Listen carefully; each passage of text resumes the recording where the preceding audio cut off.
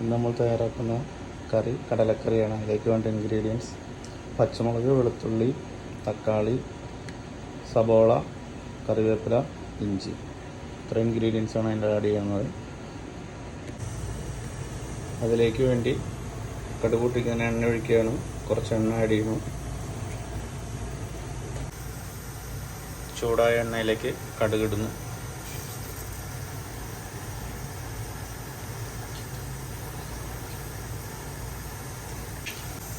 അതിലേക്ക് അല്പം പെരിഞ്ജീരകം കൂടെ ആഡ് ചെയ്തു.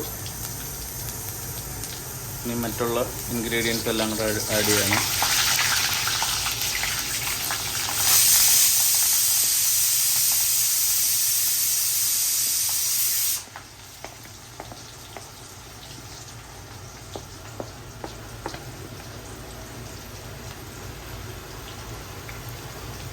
വെളുത്തുള്ളി ബ്രൗൺ നിറമാകുമ്പോൾ ഇഞ്ചിയും കൂടെ ആഡ് ചെയ്യും.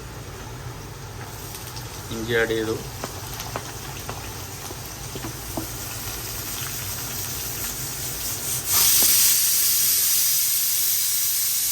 സവാളയും കൂടെ ആഡ് ചെയ്യണം.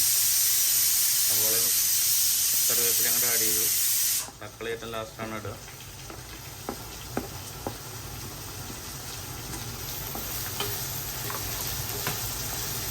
ഒന്ന് വഴറ്റി കൊടുക്കുക.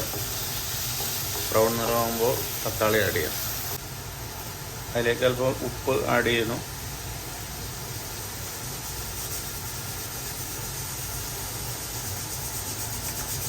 അല്പം മഞ്ഞൾപ്പൊടി. എല്ലാം കൂടെ ഒന്ന് മിക്സ് ചെയ്ത് കൊടുക്കുക. വെന്ത് വന്ന ഉള്ളിയിലേക്ക് മുളക് പൊടി,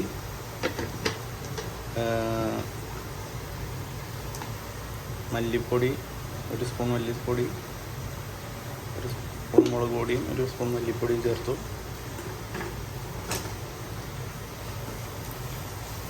അതിലേക്ക് ബാക്കി ഇരിക്കുന്ന തക്കാളിയും കൂടെ ചേർത്ത് കൊടുക്കണം.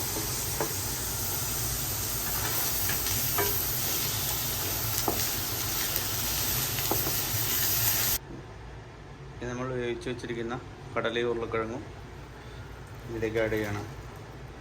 ഇനി ഒന്ന് മിക്സ് ചെയ്ത് കൊടുക്കണം.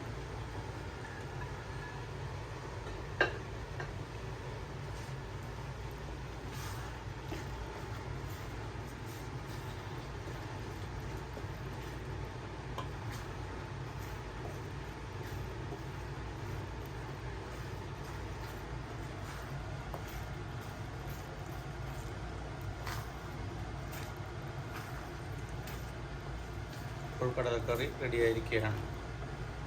അല്പം കായപ്പൊടിയും കൂടെ അതിലേക്ക് ആഡ് ചെയ്യണം. ടേസ്റ്റിന് വേണ്ടിയിട്ട് ഒന്ന് മിക്സ് ചെയ്ത് കൊടുക്കും.